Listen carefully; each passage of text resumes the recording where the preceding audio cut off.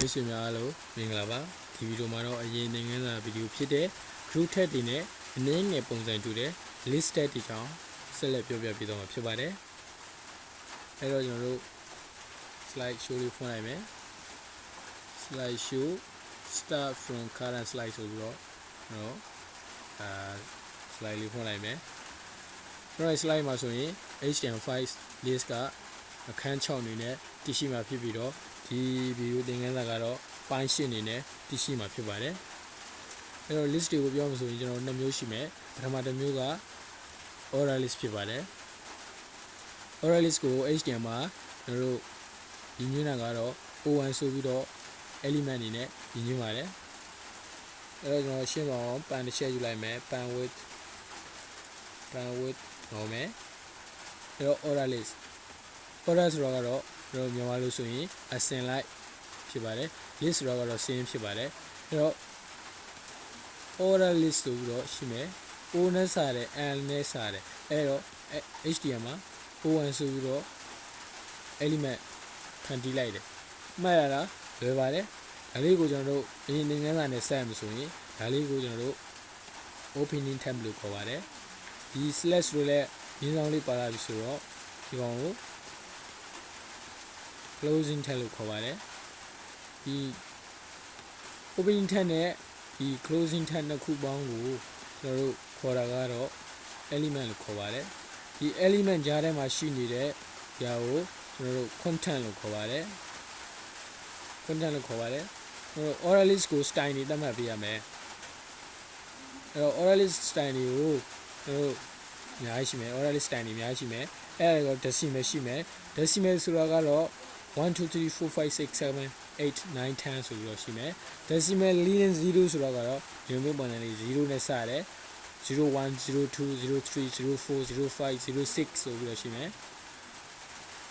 lower alpha ကတော့မိတ်ဆွေတို့ပြလိမ့်မယ်လို့ထင်တယ် lower alpha ကတော့ ABCD အသေးဖြစ်ပါတယ်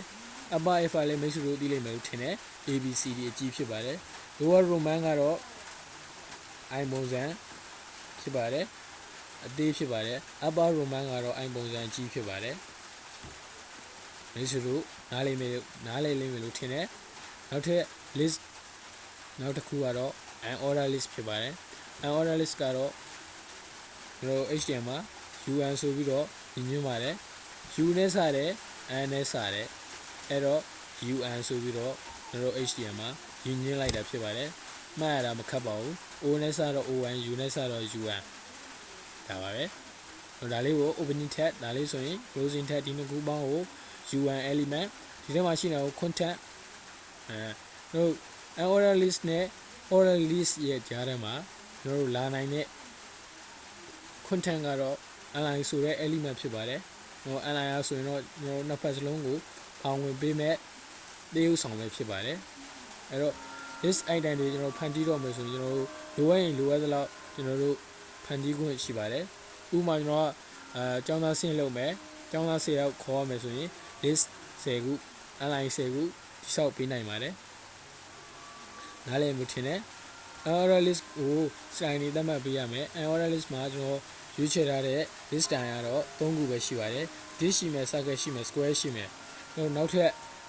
order list style တွေအများကြီးရှိပါသေးတယ်ဒါကိုတော့မိတ်ဆွေတို့ set study scale တိုးတက်အောင်ဆက်လက်လေ့လာပါဒီသင်ခန်းစာမှာတော့ဒီ3ခုပဲကျွန်တော်ပြောပြပေးသွားမှာဖြစ်ပါတယ်အဲ့တော့ဟုတ်ပြီကျွန်တော်က O1 ကို order list style ကိုသုံးထားတယ် O1 element ကိုသုံးထားတယ်ဒါပေမဲ့ order list က style တွေကိုယူသုံးလို့ရလားဆိုတော့ရပါတယ်မရဘူးမဟုတ်ပါဘူးရပါတယ်အဲ့တော့နောက်တစ်မျိုးပြောင်းကြည့်မယ်ဟိုက order list ရဲ့ UN element ကိုသုံးပြထားတယ်ဒါပေမဲ့ order list က list style တွေကိုသုံးလို့ရလားဆိုတော့ရပါတယ်ဒီနှစ်ခုကတစ်ခုတည်ရင်နှစ်ခုစလုံးတည်မှာဖြစ်ပါတယ်ပြောချင်တာကတော့တစ်ချက်ခုနှစ်ချက်ပြဖြစ်ပါတယ်အဲ့တော့နှစ်ခုစလုံးက list style တွေသုံးလို့ရတာမှာတော့ကျွန်တော်တို့ကတစ်ခုပဲသုံးတော့မှာပေါ့မဟုတ်လားအဲ့လိုကြတော့လေကျွန်တော်တို့မိတ်ဆွေတို့စိတ်ကြိုက်သတ်မှတ်လို့ရပါတယ်ဒါပေမဲ့သူတို့မှာကွဲပြားခြားနားမှုတစ်ခုရှိပါတယ်အဲ့ဒါကတော့ကျွန်တော်တို့ default value ဖြစ်ပါတယ် default value ဆိုတာကတော့ bar time mà beyond level này giá là result củaပြောတာဖြစ်ပါတယ်တို့ order list မှာ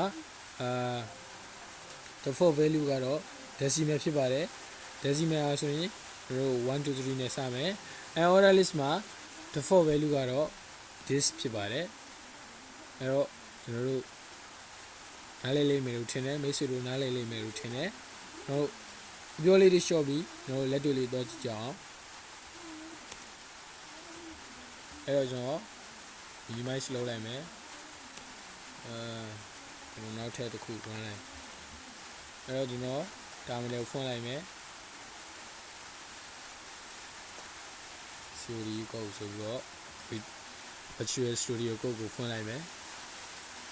ဒီကောင်ကို minimize လုပ်လိုက်မယ်ခဏဆောင်မယ်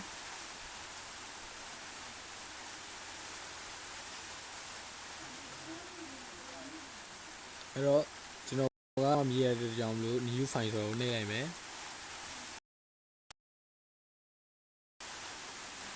ဒါလေးကိုပေးလိုက်မယ် new file ကိုကျွန်တော်တို့ဒီ file ဆိုတဲ့နေရာကိုတွားပြီးတော့ new file ကို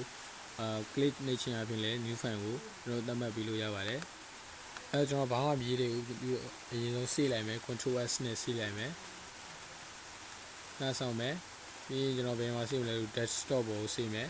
ဘာနာမည်နဲ့ save မှာလဲဆိုတော့08 underscore HTML5 underscore LISTS list ဆိုပြီးတော့ HTML5 extension နဲ့ကျွန်တော် save လိုက်မယ်ဟိုလိုမျိုးလေးရမယ်ပြီး HTML semicolon 5ဆိုပြီးတော့အရင်ငင်းလောက်ကြည့်ပြီးသားလူတွေကတော့ဒါကိုဗာလဲဆိုတော့သိလိမ့်မယ်အဲဆိုပြီးတော့ကျွန်တော် enter ခေါက်လိုက်မယ်ဒီလိုမျိုးဆိုရင်ကျွန်တော်တို့ HTML5 ရဲ့ basic frame ကိုကျွန်တော်ရမှာဖြစ်ပါတယ်ကျွန်တော် title ကိုပြောင်းလိုက်မယ် title က08 HTML5 LISTS list ဖြစ်ပါတယ်အဲ့တော့ body မှာကျွန်တော်ကorder list ကိုအရင်ဆုံးရှင်းပြပေးမယ်ဟိုကဒီက BD order LISTS list order list ကိုရေးတော့မယ်ဆိုရင် ON ဆိုပြီးတော့အဲ့ဒါခေါ်လိုက်မယ်ပြီး LI လာမယ် LI အဲ့ဒါခေါ်လိုက်မယ်ကျွန်တော် up pair ဆိုပြီးတော့ပန်းဒီဝယ်စင်းလုပ်လိုက်မယ်ပြီးရင် LI ဆိုပြီးတော့orange orange ဆိုပြီးတော့ဒီဘောစီဝယ်မယ်ပြီးရင် LI ဆိုပြီးတော့ကျွန်တော်ကအဲ့ဒါဝယ်စရာရှိတဲ့ banana banana ဆိုပြီးတော့တီဝယ်လိုက်မယ် banana ဆိုတော့ကျွန်တော်ဆိုတော့ပြောတာမဟုတ်ပါဘူးတီကိုပြောတာဖြစ်ပါတယ်နားလည်လိမ့်မယ်ထင်အဲ့တော့ကျွန်တော်တို့ဒါလေးကို O1 ကိုသုံးပြီးတော့ကျွန်တော်တို့ list တစ်ခုဖန်တီးလိုက်တယ်ဒီထိနားလည်မယ်ထင်တယ်အဲ့တော့ကျွန်တော်တို့ရလာမယ့် result ကိုကျွန်တော်တို့browser မှာ run ကြည့်မယ်အဲ့တော့ဒါလေးဖွင့်လိုက်မယ်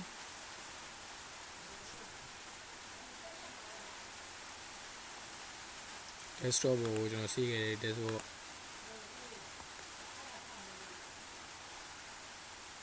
ပြီး open with ဆိုပြီးတော့ file file နဲ့ run ကြည့်လိုက်မယ်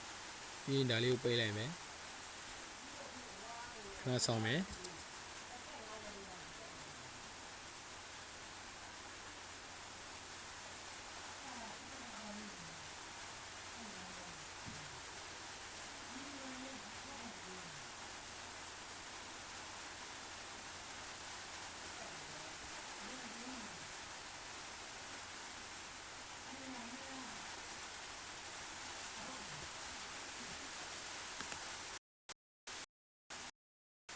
ကျွန်တော်တို့ဒီလိုပုံစံလေး1 2 3ဆိုပြီးတော့ကျွန်တော်တို့ရလာမှာဖြစ်ပါတယ်ကျွန်တော်slide show နဲ့ပြောခဲ့တဲ့အတိုင်းပါပဲကျွန်တော်တို့ default value ကတော့1 2 3ဆိုပြီးတော့ this time ဖန်တီးပေးမှာဖြစ်ပါတယ်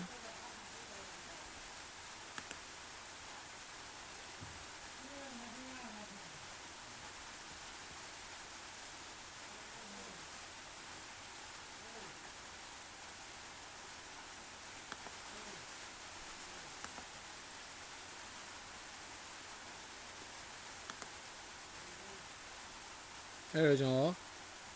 order list ကိုပြောင်းကြည့်မယ် order list ကိုပြောင်းမယ်ဆိုတော့ un order list အဲ့တော့ o လို့ပြောင်းမယ် O U လို့ပြောင်းမယ်ဒီမျိုးကို control N နဲ့ save ပြီးတော့ browser မှာrun ကြည့်မယ်ပြီး refresh လုပ်ကြည့်မယ်ဆိုရင်ကျွန်တော်ပြောခဲ့တဲ့အတိုင်းပါပဲ dix ဆိုတဲ့ပုံစံလေးနဲ့ကျွန်တော်တို့ list item လေးဖန်တီးပေးမှာဖြစ်ပါတယ်အဲ့ဒါမျိုးထင်တယ်အဲ့တော့ကျွန်တော်တို့ style တွေပြောင်းကြည့်မယ် unorder list style တွေပြောင်းကြည့်မယ်အဲ့တော့ style တွေပြောင်းမှုအတွက်ကျွန်တော်တို့နောက်ထပ်မှတ်ထားမှာကတော့ sty list style equal ဒါကကျွန်တော်တို့CSS သင်ခန်းစာမှာထည့်ပေးရမှာဖြစ်ပါတယ်ဒါပေမဲ့ကျွန်တော်က list သင်ခန်းစာမှာမိတ်ဆွေတို့နားလည်စေဖို့အတွက်CS သင်ခန်းစာနည်းနည်းဆွဲထည့်ပေးတာဖြစ်ပါတယ်အခက်အခဲမရှိမှဆိုရင်လည်းဘာမှမပူပါနဲ့ကျွန်တော် CS သင်ခန်းစာမှာပြည့်ပြည့်စုံစုံဆက်လက်ဆွေးနွေးပေးပါမယ်အဲ့တော့ list item တွေဖန်တီးတော့မယ်ဆိုရင်ကျွန်တော်တို့တပည့်ကုန်းနဲ့ဒီလိုမျိုးလေးရေးလိုက်မယ်ရမယ်လို့ထင်တယ်ပြီးရင်ကျွန်တော်တို့တပည့်ကုန်းထဲမှာli st list that sty list style ဆိုပြီးတော့ကျွန်တော်ဒါလေးကိုရွေးလိုက်ပါပြီးရင်ကျွန်တော်က circle ဆိုတော့ပြောင်းကြည့်မယ် circle ပြီးရင် control N နဲ့ save မယ် browser မှာကျွန်တော်တို့သွားကြည့်မယ်ပြီးရင် refresh လုပ်လိုက်မယ်ဆိုရင်ကျွန်တော်တို့ဒီလိုပုံစံလေးပြောင်းသွားမှာဖြစ်ပါတယ်အဖေ orange banana ဆိုပြီးတော့ပြောင်းသွားဖြစ်ပါတယ်အဲ့တော့ကျွန်တော်နောက်ထပ်တစ်ခုပြောင်းကြည့်ရင်းနေတဲ့ square s q u a i square ဆိုပြီးတော့ပြောင်းကြည့်မယ်ပြီးရင်ကျွန်တော် browser မှာပဲ run ကြည့်မယ် refresh လုပ်လိုက်မယ် square ဆိုပြီးတော့ရမှာဖြစ်ပါတယ်ဟုတ်ပြီ order list ကိုတည်ပြီး order list က style ကြီးကျွန်တော်တို့ထပ်ပြောင်းကြည့်မယ်အဲ့တော့ unပြောင်းမယ် un ပြောင်းမယ် order list က style ကြီးကိုကျွန်တော်ပြောင်းကြည့်မယ်ဆိုရင်ကျွန်တော်အရင်ဆုံးအနေနဲ့ဒီ CIMEN decimal leading 0ဆိုပြီးတော့ style လေးကိုပြောင်းကြည့်မယ်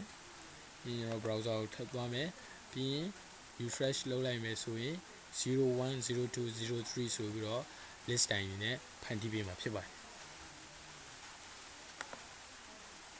အဲ့တော့ကျွန်တော်နောက်ထပ်ပြောင်းကြည့်မယ်lower alpha ဆိုပြီးတော့ပြောင်းကြည့်မယ် control နဲ့ save မယ်ပြီးရင် browser ကိုသွားမယ် refresh လုပ်မယ်ဆိုရင် abcd ဆိုပြီးတော့abcd အသေးနဲ့ကျွန်တော်တို့ list ပုံစံဖန်တီးပေးမှာဖြစ်ပါတယ်အဲ့တော့ကျွန်တော် UPP ရ upper roman ကိုပြောင်းကြည့်မယ်ဆိုရင် control နဲ့ save မယ် browser ကိုပြန်သွားမယ် refresh လုပ်မယ်ဆိုရင်ကျွန်တော်တို့ roman ကဏ္ဍအနေနဲ့ရမှာဖြစ်ပါတယ်အားလေးလေးမျိုးထင်တယ်ကျွန်တော်slide show မှာပြခဲ့တဲ့အတိုင်း order list ကိုကျွန်တော်မဖြစ်မနေသုံးရမယ်ဒါပေမဲ့ list style ကို unorder list က style ကိုသုံးနေတယ်ဆိုရင်ကျွန်တော်တို့ဒီနေရာမှာdisc ဒီဆိုတဲ့ unorder list က style ကိုသုံးမယ်ပြီးရင် control နဲ့ save မယ်ပြီးရင် browser မှာ run ကြည့်မယ် refresh ရပါတယ်ကျွန်တော်တို့ order list ကိုသုံးမယ်အဲ့တော့နောက်တစ်ခု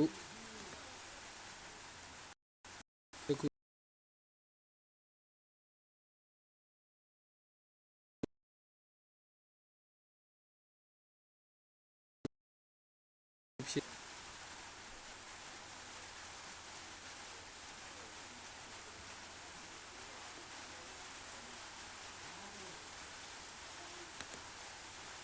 နောက်တစ်ခုဖြစ်တဲ့တို့ unorder list ကိုသုံးမယ်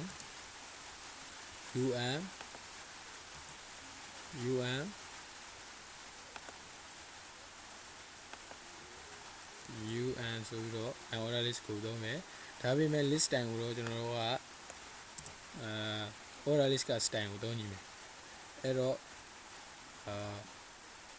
UPP ရ upper alpha ကိုသုံးမယ်ပြီးရင် control N နဲ့ save မယ်ပြီးရင် browser ကိုသွားကြည့်မယ်ပြီးရင် refresh လုပ်ကြည့်မယ်ကျွန်တော်တို့ဘလို့နေသုံးလို့ရပါတယ်တစ်ခုတည်ရင်နှစ်ခုတည်မယ်အဲ့တော့တစ်ချက်ခုနှစ်ချက်ပြတ် မိတ်ဆွေတို့အနေနဲ့တစ်ခုသိအောင်ပဲအရင်လုပ်ပါနောက်တစ်ခုက auto ဘယ်လိုနေသိလာမှာဖြစ်ပါတယ်အဲ့တော့ဒီဗီဒီယိုလေးကိုမိတ်ဆွေတို့နားလည်လိမ့်မယ်လို့ထင်တယ်အဲ့တော့ဒီရင်းကန်းကတော့တော့ပါပဲအားလုံးကိုကျေးဇူးတင်ပါတယ်